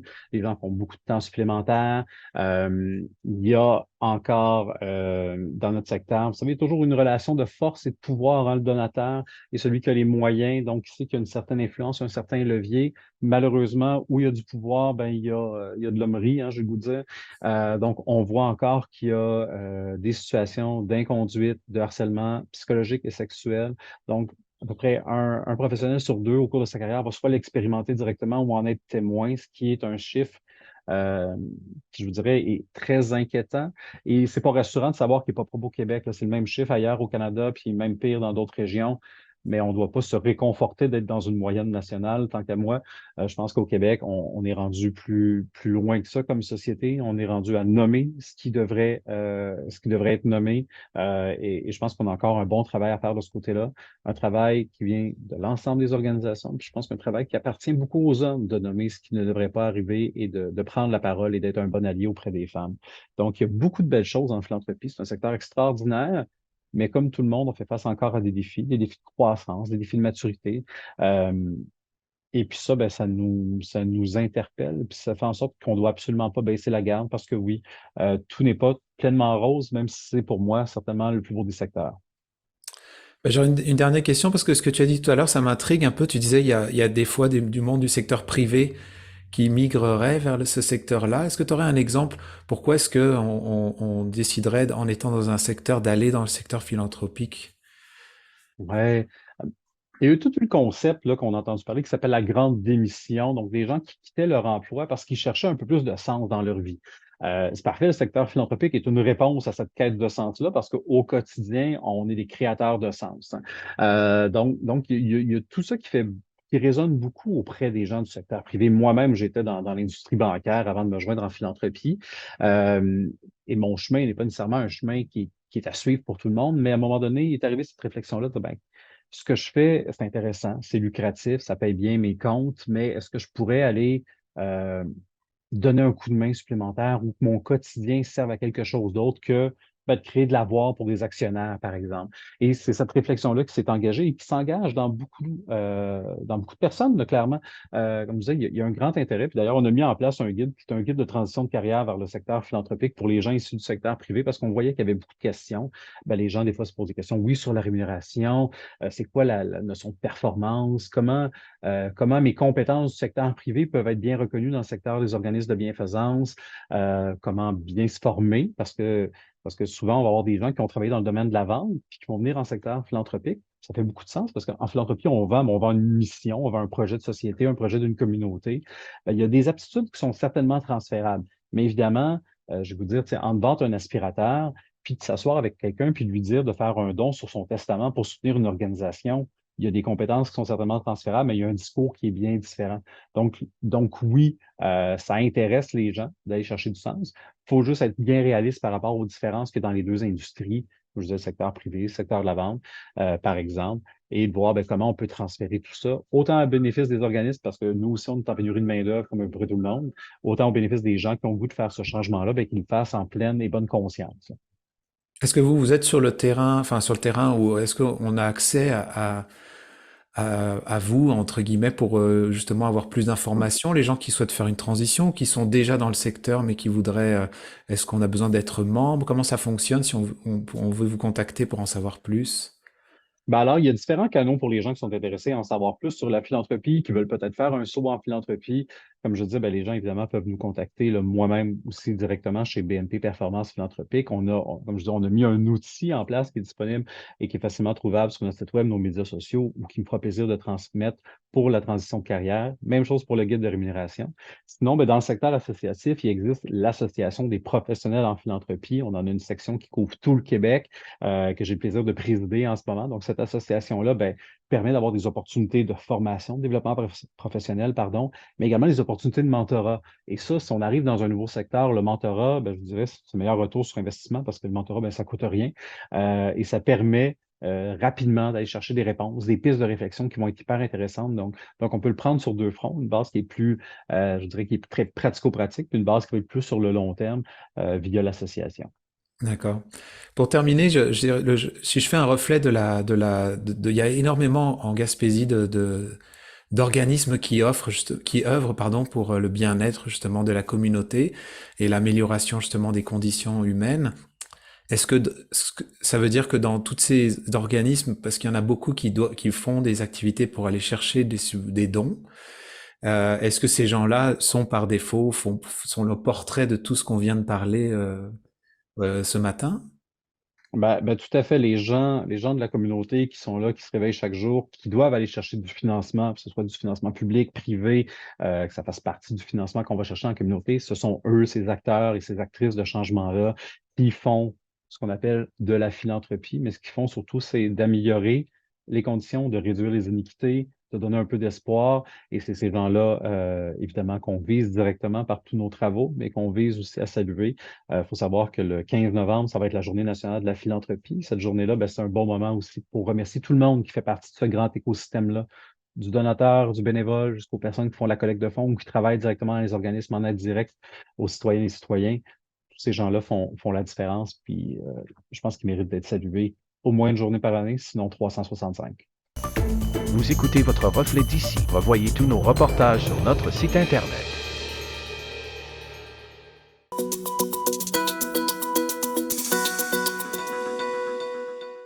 L'heure est à la mobilisation sur le plan de la lutte à la pauvreté. C'est du moins ce que prétend le collectif gaspésien pour un Québec sans pauvreté, avec des chiffres à l'appui. L'organisme demande par la même occasion à Québec d'agir. Le collectif qui est présent tout autour de la péninsule en veut pour preuve la toute dernière étude sur cette question de l'Institut de recherche et d'information socio-économique publiée en septembre dernier. Selon cette étude, il en coûte plus cher pour vivre dignement en région que dans les grands centres. En effet, le revenu viable en Gaspésie varierait entre 37 126 et 40 134 $ pour une personne seule, alors que les montants d'assistance sociale varient entre 9 240 et 18 578 $. C'est donc dire, rappelle le document de l'IRIS, qu'une personne qui est prestataire de l'aide sociale, sans contrainte sévère à l'emploi, reçoit 4 fois moins d'argent que le revenu nécessaire en Gaspésie pour se procurer un panier de biens et services qui permet de sortir de la pauvreté. Bonne écoute. Alors, Madame Gallien, merci d'avoir accepté notre invitation. Ça me fait plaisir. Moi, il y a cette journée internationale pour l'élimination de la pauvreté. Certes, vous avez émis des chiffres dans votre documentation. Cette journée s'inscrit évidemment dans une démarche beaucoup plus large, j'ai l'impression, parce que la pauvreté, peut-être que faut pas juste en parler lors de cette journée, mais peut-être à l'année. La pauvreté, pour vous, je vais vous poser la question, la pauvreté, comment ça se définit aujourd'hui en Gaspésie en 2023? Oui, ben c'est super pertinent parce que souvent, quand les gens pensent à la pauvreté, on en image une personne en situation d'itinérance à Montréal. C'est ce qui va venir spontanément aux gens quand je leur dis le mot pauvreté. Mais la pauvreté, c'est beaucoup plus large que ça. En fait, la pauvreté, c'est de ne pas avoir les moyens nécessaires pour répondre aux besoins essentiels, mais aussi, selon moi, avoir un petit coussin aussi. Je trouve que les calculs gouvernementaux sont souvent basés sur l'épicerie, se loger et tout, mais le plaisir, avoir des loisirs, pour moi, ça fait aussi partie de ce qui fait qu'un humain est bien. Donc, la pauvreté, pour donner un exemple concret, là, des fois, les gens veulent pas avoir cette étiquette-là parce que justement, elle est souvent péjorative, mais quelqu'un qui travaille au salaire minimum à temps plein à l'année, oui, va rester en situation de pauvreté, n'arrivera pas à sortir de l'étiquette du seuil de la pauvreté. Puis là, je veux pas que ce soit entendu péjorativement. J'ai envie de dire aux gens, on a souvent l'impression qu'il y a des gens pires que nous, donc, on n'est pas si pire que ça. Mais avec le prix de l'alimentation qui a beaucoup augmenté, avec les loyers qu'on a vu qu'il y a une grosse hausse, on comprend les gens de vouloir venir en Gaspésie. C'est beau, la Gaspésie, mais les loyers abordables qu'il y avait il y a 10-15 ans sont pratiquement inexistants. Fait que, tu sais, moi, je dis tout le temps, les factures augmentent à un rythme effréné, mais on peut pas dire la même chose des revenus. Puis les revenus, ça va être autant le salaire, mais ça va être les prestations de chômage, les prestations d'aide sociale, tout ce qui nous permet en fait de vivre. Ça augmente à un rythme un peu plus lent. Justement, dites-moi, on parle quand vous parliez de quelqu'un qui vit au salaire minimum à temps plein, on parle d'une personne seule? Oui. D'accord. Exactement. Et c'est pas peu dire, donc ça veut dire que l'inflation joue beaucoup. On l'oublie très souvent, mais l'inflation joue beaucoup. Ce 5-6 $ de plus ou ce 10 $ de plus à l'épicerie, ça joue dans les poches d'une personne qui vit une situation de pauvreté. Tout à fait. Puis les organismes en sécurité alimentaire du territoire, moi, c'est ce qui me nomme aussi, c'est, oui, Louise, le portrait de la pauvreté, il change. C'est de plus en plus large. Tu sais, des jeunes professionnels qui vont avoir besoin d'un coup de main aussi pour s'alimenter une fois, 2 fois, 10 fois, je pourrais pas dire, mais le portrait, la hausse des demandes est marquée dans les organismes, la hausse aussi de la détresse des gens qui arrivent en disant, moi, j'ai toujours été capable de payer ce que j'avais besoin, mais j'y arrive plus. Qu'est-ce que je peux faire? Puis les intervenants se retrouvent avec vraiment beaucoup d'impuissance à dire, écoute, je sais pas quoi faire, même si mon mandat, c'est la santé mentale ou c'est la sécurité alimentaire, c'est l'empowerment des femmes, mais là, ils font, je peux pas rien faire pour cette situation-là. Puis, tu sais, je veux pas être pessimiste, mais on dirait, je suis peu rassurée pour les prochains mois, prochaines années. Je pense qu'il va falloir comme une intervention massive du gouvernement pour permettre à tout le monde de souffler, là. Parlons-en du gouvernement, parce que dans votre communiqué que vous avez émis, il y a 5 points, je les nomme, mais c'est le 5e sur lequel qui m'a beaucoup interpellé. 1, vous demandez un soutien aux revenus suffisant, pour que tout le monde puisse couvrir ses besoins essentiels. Là, je le lis. Des services publics universels de qualité accessibles partout sur le territoire, la réduction des inégalités entre les riches et les pauvres, un salaire minimum qui permettrait de sortir de la pauvreté, de vivre dignement en Gaspésie, mais surtout une campagne de lutte contre les préjugés envers les personnes en situation de pauvreté.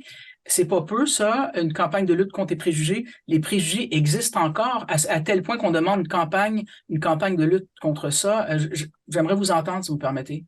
Oui, bien 100%. Moi, en fait, là, c'est le point numéro 5 des revendications, mais pour moi, c'est le point qui pourrait être le point numéro 1 dans beaucoup de situations, parce que en plus de vivre le poids de la pauvreté, les gens qui ont de la misère financièrement doivent vivre avec le poids du regard des autres, avec les commentaires qu'ils lisent sur les médias sociaux, avec ce qu'ils entendent des fois à la radio, à la télé. Puis pour moi, c'est la partie où est-ce que comme population, on a un pouvoir aussi. Parce que moi, Louise, assise dans mon bureau, je peux pas augmenter le chèque d'aide sociale des gens, mais je peux m'asseoir et me dire qu'est-ce que je pense de la pauvreté. Puis moi, j'ai envie de dire aux gens d'avoir un peu l'humilité de s'asseoir puis de dire, même si je pense que je sais c'est quoi la pauvreté, est-ce que je le sais réellement ou est-ce que c'est juste ce que j'entends dans mes soupers de famille, ce que j'entends, ce que je lis sur Internet? Parce que la pauvreté, c'est beaucoup plus complexe que les préjugés qu'on en a. Puis, tu sais, des choses banales, là, c'est l'exemple que je nomme souvent, mais les gens qui vont dire, mais les personnes en situation de pauvreté, là, ils ont juste à aller travailler, il manque du monde partout. Puis, là, c'est là qu'il faut sortir de notre pensée de la pauvreté, c'est des personnes itinérantes. Non, la pauvreté, c'est plus large que ça. Si on prend 10 personnes en situation de pauvreté, il y en a 4 qui sont retraités. Parce que malheureusement, les personnes à la retraite, s'ils n'avaient pas de régime de retraite, vont vivre sous le seuil de la pauvreté. Est-ce qu'on va leur demander de retourner travailler? J'espère que non. Ensuite, il va en avoir 3 autres que eux travaillent au salaire minimum, travaillent à temps partiel parce qu'ils n'ont pas de garderie pour leur enfant ou parce que leur énergie leur dit de slacker un peu parce que c'est très exigeant quand même avec les contraintes de la vie. Ces 3 personnes-là qui travaillent, en fait, travaillent de façon saisonnière aussi, sont peut-être des pêcheurs. Les pêcheurs sont pas sans pauvreté, mais des travailleurs d'usine, par exemple. Fait, après ça, on est rendu surtout des femmes, d'ailleurs, j'aimerais le préciser, ça touche beaucoup les femmes. Hein? Tout à fait, c'est une situation qui est la pauvreté de façon générale qui touche de façon plus grave les femmes. Fait que là, on est rendu à 4 qui sont à la retraite, 3 qui travaillent déjà, mais selon les conditions de leur emploi ou de leur vie. Il nous reste 3 personnes qui pourraient travailler, mais là-dessus, il y a des personnes... il va en avoir 2,5 qui vont être en situation de handicap, en situation qui les empêche d'intégrer le marché du travail, qui reçoivent déjà des prestations d'aide sociale. Fait que rendu là, sur nos 10 personnes en situation de pauvreté, il nous en reste peut-être une qui est peut-être disposée, mais qui vit peut-être de la discrimination, qui n'a peut-être pas de voiture. On ne connaît pas la réalité des gens, puis on se permet de juger en regardant seulement les chiffres, en disant voici le taux de chômage, voici le taux d'aide sociale. Oh, donc voici plein de gens qui peuvent travailler. Non, c'est plus complexe que ça. Puis tu sais, moi, c'est ça que j'ai envie de dire aux gens. Moi, là, cette réalité-là, là, avant de commencer à travailler chez Droit Devant puis d'être porte-parole du collectif gaspésien, c'est pas des chiffres que je maîtrisais, Puis ça m'est déjà arrivé d'avoir une réflexion comme ça, puis c'est en allant m'informer que j'ai réalisé que mon idée était basée sur un feeling et non pas sur des études, sur vraiment ce qui se passe. Puis ça, j'ai envie de dire aux gens qui ont un pouvoir là-dessus, en allant s'informer, en échangeant, en nous appelant pour dire « J'aimerais ça mieux comprendre la pauvreté. » Moi, ça va me faire tellement plaisir. Votre message est très clair. Dernière question, la stigmatisation dont sont victimes les personnes en situation de pauvreté, elle vient d'où? Est-ce que ça peut venir des proches? Ça peut venir des gens qui manquent d'éducation ou de sensibilisation? D'où cette demande de campagne? La stigmatisation, elle peut être aussi sournoise. Non, je ne sais pas. Oui, ben en fait, moi, je pense que là, ça vient de beaucoup d'endroits, oui. Mais je pense que c'est comme si on ne peut pas nommer une cause en particulier, mais moi, je pense que c'est beaucoup de causes, mais la télévision nous aide pas. Les médias sociaux nous aident pas. Monsieur, madame, tout le monde qui commente, ça nous aide pas du tout. Puis, beaucoup la famille, tu sais, ce qu'on entend dans nos soupers, justement, les petites discussions anodines autour d'une dinde, là, à Noël ou peu importe, puis que là, les gens passent un petit commentaire, bien, ça nourrit en nous l'idée de c'est quoi la pauvreté, mais c'est pas souvent des chiffres à ce moment-là. Puis, je pense que le gouvernement a un gros bout à faire parce que, tu sais, juste pour donner une idée, nous, on sait que cette année, il devrait avoir une réforme à l'aide sociale. En tout cas, la ministre Rouleau nous a dit qu'elle travaillait sur une réforme à l'aide sociale. Puis, ce qu'on a l'impression, c'est que ça va être de dire, ben, les personnes à l'aide sociale, ils vont pouvoir travailler plus sans se faire couper. C'est ce qu'on a l'impression. On peut se tromper en date d'aujourd'hui. Mais qu'est-ce qu'on fait des gens qui ne peuvent pas retourner travailler? Ceux-là, on les oublie encore. On vient encore mettre de l'avant la valorisation du travail, alors qu'il faut déjà que les gens qui ne travaillent pas, ils sortent de ça. Parce que quand on rencontre des nouvelles personnes, c'est « Allô, moi, je suis Louise et je fais telle chose ». Les gens se valorisent par leur travail. On est dans une société qui valorise beaucoup ça, puis ça devient difficile de dire « Ben moi, en ce moment, je travaille pas ». Ça demande beaucoup de courage. Puis moi, j'aurais été mon souhait personnel, ce serait que le gouvernement investisse dans une campagne nationale au niveau des préjugés. On l'a vu au niveau quand on écoute la télé, des fois des campagnes sur la sécurité routière, sur la fatigue, sur les comportements violents envers les personnes élues au municipal, là, si je me trompe pas, que j'ai vu dernièrement. Mais pourquoi on va pas travailler aussi sur une campagne nationale de publicité pour diminuer les préjugés liés à la pauvreté? Parfait. Donc, un quatrième plan est attendu. Je pense est attendu en 2024. Donc, les attentes sont élevées de la part des groupes comme les vôtres.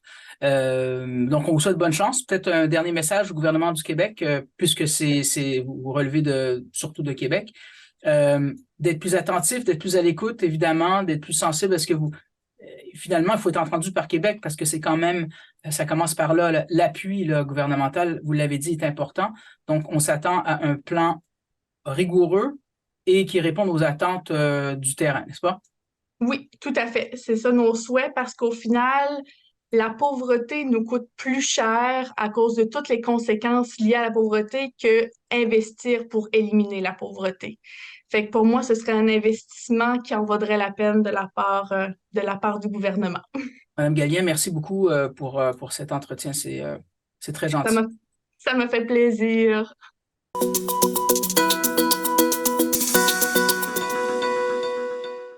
Le congrès de la Fédération des télévisions communautaires autonomes du Québec s'est tenu du 27 au 29 octobre dernier à Scott, en Beauce. Lors de son assemblée générale annuelle, elle a présenté son rapport sur la tournée des membres 2023. On revient sur ce rapport avec Amélie Hintz, directrice générale de la Fédération, ainsi qu'une étude sur les médias communautaires et les préoccupations des membres au sujet de la loi C-18. Donc, c'est le 25e congrès de la Fédération des télévisions communautaires autonomes du Québec. Vous avez fait cette année la tournée des médias. Qu'est-ce qui en est ressorti? Oui, bien, en fait, depuis l'automne passé, on a profité cette année pour aller rencontrer nos 40 membres chez eux, dans leur bureau, dans leur studio. On voulait profiter de l'occasion pour mettre à jour toutes les données qu'on avait sur nos membres, leur fonctionnement, qu'est-ce qu'ils produisaient, comment ils produisaient, avec qui ils produisaient. La dernière tournée avait eu lieu il y a 8 ans. Donc là, on s'est dit, cette année, c'est le 25e. Je pense que ça vaut la peine de mettre ça à jour. Donc, ce qui est ressorti, en fait, de très positif, c'est qu'on a remarqué que les membres ont une couverture beaucoup plus grande qu'il y a 8 ans. Donc, les TV communautaires du Québec sont toujours présentes dans 15 des 17 régions administratives, mais couvrent maintenant plus de 500 municipalités partout au Québec, surtout dans des petites régions éloignées. Vous avez parlé aussi de l'implication des bénévoles. Malheureusement, ça, c'est une partie qui est en baisse parce que le dernier le rapport que vous aviez fait précédemment date de 8 ans.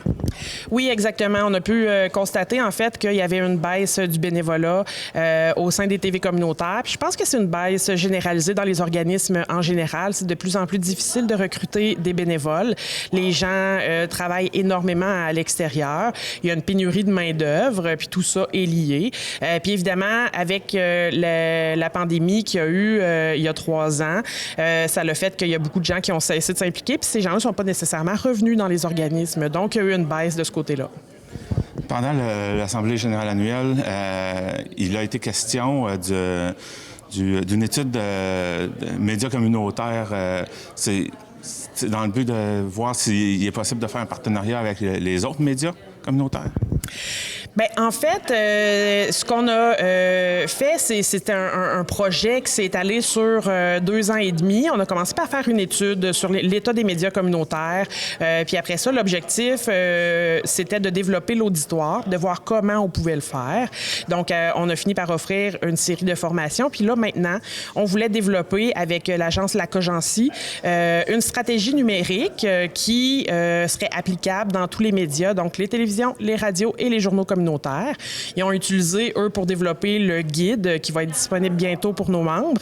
6 médias communautaires, donc 2 représentants de chaque secteur, pour développer vraiment un guide qui allait permettre à chaque média communautaire de développer une stratégie numérique particulière à eux. Puis évidemment, c'est sûr qu'on se rend compte que pour augmenter notre auditoire, il faut avoir nécessairement un volume de production intéressant et je pense que ça va éventuellement passer par les partenariats avec les autres médias. Donc, cette étude-là, c'est quoi la suite avec ça? L'étude va être publiée bientôt. En fait, le guide va être publié bientôt. Il va être rendu disponible à tous les membres. On va le mettre sur notre boîte à outils qui est directement sur notre site Internet. Et éventuellement, il va falloir en parler avec le conseil d'administration, mais on a comme projet d'engager un agent de développement communautaire qui pourrait aller aider directement sur le terrain nos membres qui veulent mettre en place la stratégie numérique grâce au guide qui aura été produit par la Cogency. Quelque chose qu'on pourrait rajouter? Oui, bien là, en fait, ce qui s'en vient du côté de la Fédération des représentations politiques, ça va être une comparution devant le CRTC au sujet du projet de loi C11 qui a été adopté récemment à la Chambre des communes, au Parlement. Donc là, le CRTC est en train de mettre en place vraiment la réglementation particulière qui va découler du projet de loi. Donc, comment ça va s'arrimer tout ça, puis les impacts réels que ça va avoir sur le terrain. Fait que nous, on va être là, en fait, pour défendre les télévisions communautaires, puis essayer de convaincre le CRTC que les télévisions communautaires du Canada devraient avoir un fonds de financement qui serait financé grâce à la participation monétaire des plateformes en ligne de streaming. C'est ceux qui sont visés par la loi C11. Donc, l'objectif, ça va être de les convaincre de créer ce fonds-là pour financer le contenu canadien et québécois des télévisions communautaires autonomes. Et il y a aussi la loi C-18 qui cause beaucoup de soucis aux différents médias, mais particulièrement aux médias communautaires. Comment la Fédé peut les aider face face à ça? Oui, bien là, en fait, la loi C-18, elle a été adoptée. Donc, elle n'est pas encore entrée en vigueur. Ça devrait venir en décembre. Là, évidemment, Facebook a décidé de sortir les nouvelles et les médias de sa plateforme pour être certain de ne pas être obligé de contribuer financièrement. Donc, ça, c'est vraiment un très gros inconvénient parce que ça vient invalider un peu l'esprit de la loi parce que ils vont pas contribuer plus que ce qu'ils devraient, puis c'est pas ça qu'on veut. Google menace de faire la même chose, donc là, ce qui reste à voir, c'est est-ce que le gouvernement va reculer, modifier sa loi pour s'assurer que Facebook et Google contribuent financièrement à la création de nouvelles locales qui circulent sur leur plateforme. Donc, nous, c'est sûr que depuis le début, on fait des représentations pour s'assurer que les médias communautaires aient accès à signer des ententes bilatérales avec les plateformes, donc Facebook et Google. Mais évidemment, si eux retirent le contenu qu'on crée, on n'aura même pas accès à signer des ententes avec eux. Donc là, c'est ça. Normalement, on ferait partie de ceux qui ont droit, qui ont accès à signer ces ententes-là. Reste à voir si Google va rester dans le projet ou pas. Mais c'est évident que nous, on est prêts à déployer, en fait, tous les efforts nécessaires pour faire des demandes au nom de tous nos membres, parce que c'est en se regroupant ensemble qu'on va avoir plus d'impact, puis être certain que les plateformes ne pourront pas nous ignorer. Des prix ont également été remis lors de ce congrès. Dans la catégorie Développement des communautés, la télévision communautaire des Bois-Francs a été récompensée pour sa série d'émissions Diversité Victo, qui présente des entrevues approfondies avec des gens issus de divers horizons culturels, professionnels et personnels. Dans la catégorie Relève, la télévision régionale des Moulins a été nommée gagnante pour son projet 54321 Action, un projet de création et de réalisation d'une vidéo de type docu-fiction qui aborde la pression scolaire, la sexualité et l'identité à laquelle des jeunes de la Maison des jeunes de Repentigny ont pris part. La télévision régionale de la Haute-Côte-Nord a remporté le prix Mission sociale pour sa série d'émissions Sans tabou, de la dépendance à la transidentité ou encore de la sexualité à l'anxiété. Ces émissions parlent ouvertement de sujets plus délicats. Le fondement de l'émission est de mettre en avant-plan l'être humain au cœur des discussions et dans le plus grand respect. Un projet qui a fait réfléchir et qui a touché les gens de la région. Enfin, le prix Télévision de l'année, nouveau dans le cadre des 25 ans de la Fédération, qui est un prix coup de cœur du public et où les membres avaient comme consigne de voter pour une télé autre que la leur, a couronné 2 membres ayant récolté le même nombre de votes de la part de leur père, soit la télé du Rocher-Percé et la télévision communautaire de la Matapédia. C'était Jean-Denis Laparrière à Scott.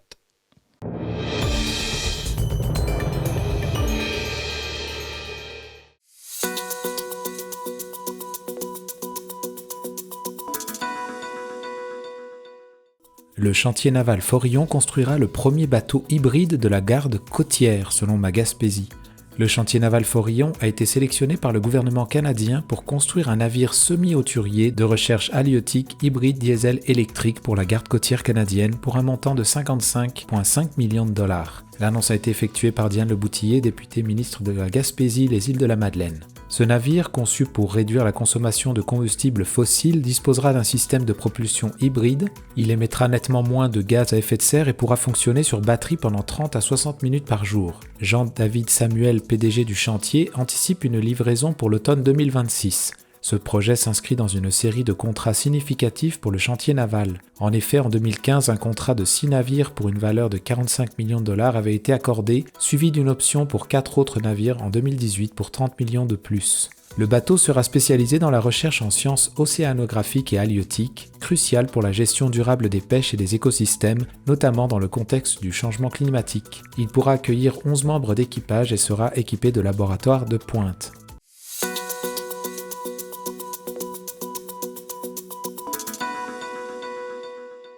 Manifestation à Carleton-sur-Mer et Gaspé, les sages-femmes craignent de perdre leur autonomie selon ma Gaspésie.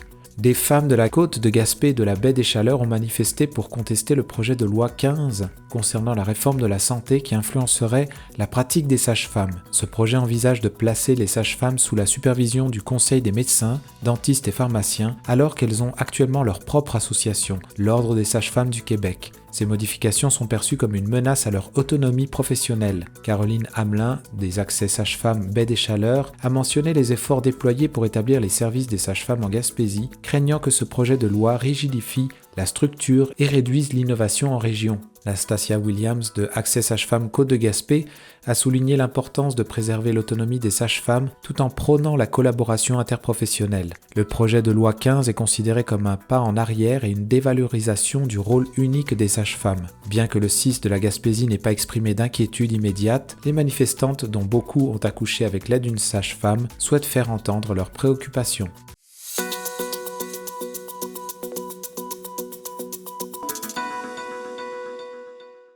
Début de la reconstruction du théâtre de la Vieille Forge de Petite-Vallée selon Radio Gaspésie. La reconstruction du théâtre de la Vieille Forge a débuté à la Longue Pointe de Petite-Vallée. Les équipes sont actuellement engagées dans la première phase qui vise à construire les fondations avant d'ériger la nouvelle structure. Selon Marc-Antoine Dufresne, responsable des relations de presse, le nouveau bâtiment s'inspirera d'une architecture vernaculaire maritime. Il aura une capacité de 350 places, offrant différentes configurations adaptées à une variété de spectacles. Le théâtre sera plus spacieux que l'ancien, répondant aux besoins évolutifs de l'organisation depuis 2017. Ce projet prend en considération l'augmentation de l'affluence, notamment lors du festival, ainsi que la croissance des résidences d'artistes. Le bâtiment hébergera également les bureaux du village en chanson de Petite-Vallée. Marc-Antoine Dufresne considère cette avancée comme une étape significative pour un projet ambitieux qui sera source de fierté pour les habitants de la région.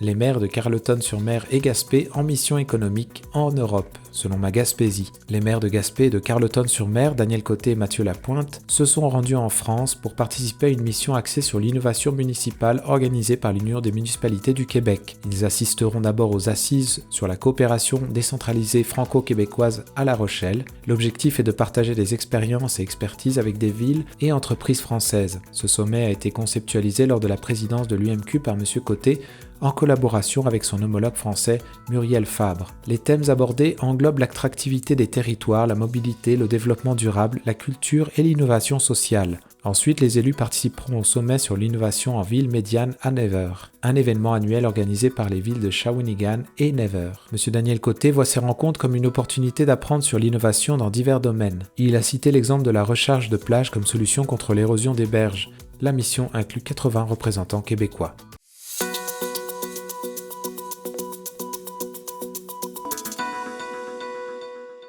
Fruits de mer de l'Est pourra transformer le homard québécois selon Avantage Gaspésien. L'entreprise Fruits de mer de l'Est basée à Matane a reçu l'autorisation du ministère de l'Agriculture, des Pêches et de l'Alimentation du Québec, le MAPAC, pour transformer le homard pêché au Québec après avoir essuyé un refus initial. Jusqu'ici, l'usine ne pouvait traiter que le homard pêché hors du Québec. La décision initiale du MAPAC visait à maintenir un équilibre entre les captures et la capacité de transformation. Cependant, le ministre André Lamontagne a finalement accordé le permis, reconnaissant l'importance socio-économique de diversifier les activités de l'usine. Pascal Bérubé, député de Matane-Matapédia, a vigoureusement défendu cette cause, soulignant son importance pour la création d'emplois et le développement économique local. La nécessité d'obtenir ce permis était d'autant plus pressante que la ressource de la crevette est en danger. Ayant modernisé ses installations, l'usine est maintenant prête à opérer en vertu de ce nouveau permis. Pascal Bérubé a salué cette décision comme une victoire pour la communauté et une opportunité de croissance pour l'usine de Matane.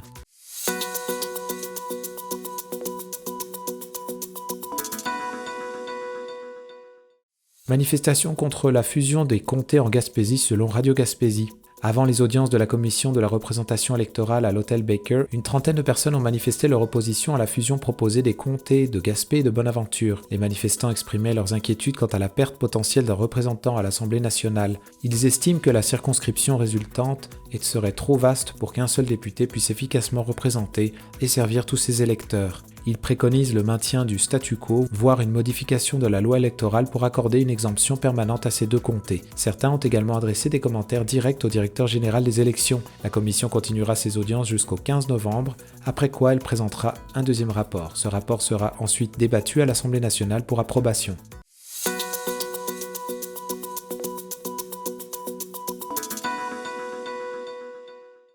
Des sentiers balisés inaugurés au centre-ville de Gaspé selon Ma Gaspésie. 5 nouvelles boucles de sentiers pédestres s'étendant sur 10 km ont été inaugurées sur la montagne derrière le campus de Gaspé du cégep de la Gaspésie et des Îles. Cette initiative est le fruit d'une collaboration entre le collectif des légendes, le Sentier international des Appalaches, divers partenaires financiers et une trentaine de propriétaires. Jean-Marc Hardy, porte-parole du collectif, raconte que l'idée de créer des sentiers est née de la volonté d'offrir des chemins balisés pour éviter que les randonneurs ne se perdent. Les aménagements ont principalement été réalisés grâce au travail des bénévoles et 30 000 $ ont été réunis pour la signalisation.